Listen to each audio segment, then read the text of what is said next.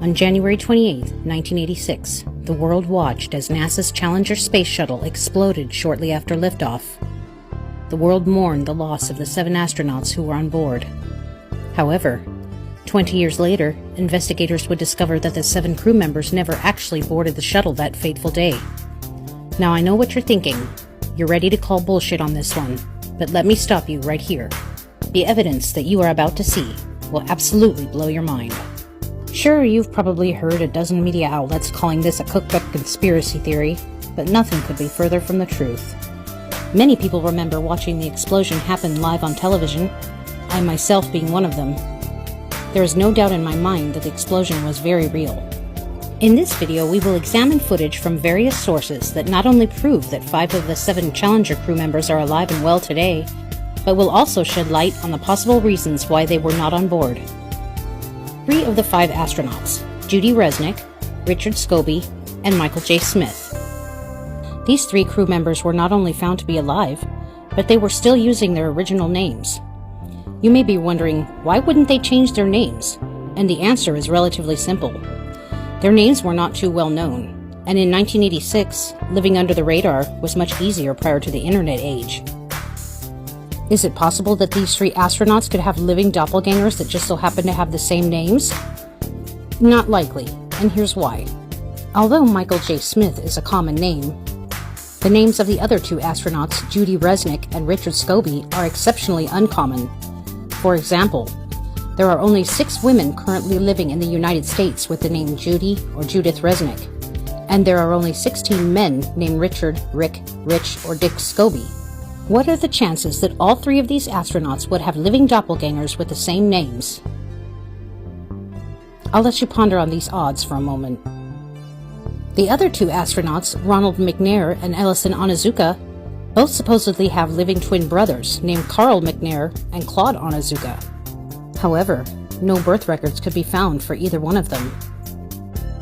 What's even more interesting is this. Let's take a look at this footage from then-President Ronald Reagan's memorial service for the Challenger crew. Here we can see the parents and siblings of Ellison Onizuka, but where is his living twin brother Claude? And here we can see the family of Ronald McNair, but his living twin brother Carl is nowhere to be seen. The reason Carl and Claude were not in attendance for their deceased brother's memorial is the same reason why there are no birth records for either of them. They do not exist. An investigator tracked down Challenger pilot Michael J. Smith and conducted a field interview, which he later posted on social media. Is Challenger pilot Michael J. Smith alive and well? Take a look at the footage and let me know what you think. Hey there. Hey, sorry to bother you. I was pulling out and I saw you. I just came by to... Are you Michael Smith? Yeah. Professor at university? Retired. Retired? Yeah. Yeah. Yeah, I just stopped by because there's this room. Are you aware of that there's a rumor on the internet? It's not me. That people are saying... Yeah, it's not me, obviously. I mean, anybody that looks at my background, looks where I was born, it's not me. I mean, it's interesting that the Michael J. Smith that was the astronaut looks something like me when we were younger. But really not, if you really look at facial recognition. You've never been a pilot, never been in the military? Nothing like that. Huh. No. Okay. Yeah. That's all. And I don't respond to the emails I get. I get probably an email, maybe 2 a month. Really? Yeah, and I got one guy that's been really hounding me, and I turned it over to the FBI.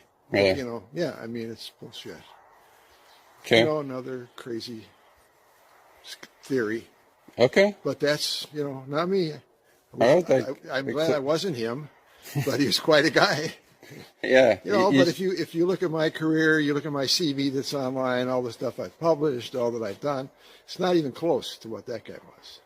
Okay. Yeah, you just sure look alike. It's the same name. I know the facial thing, but that's what we looked like, what, 40 years ago? Mm-hmm.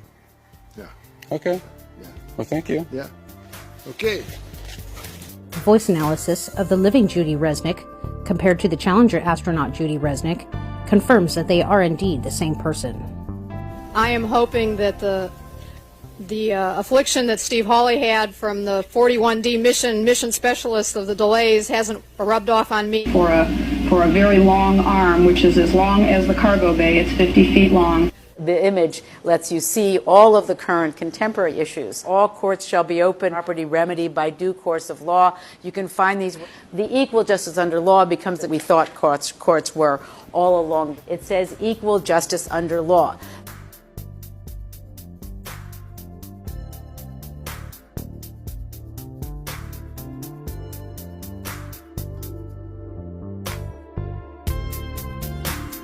There are many possible reasons why the crew did not board the Challenger that day. One theory is that the Challenger's final mission was deceptively unmanned due to limited funding and to maintain NASA's position as the world leader in space exploration.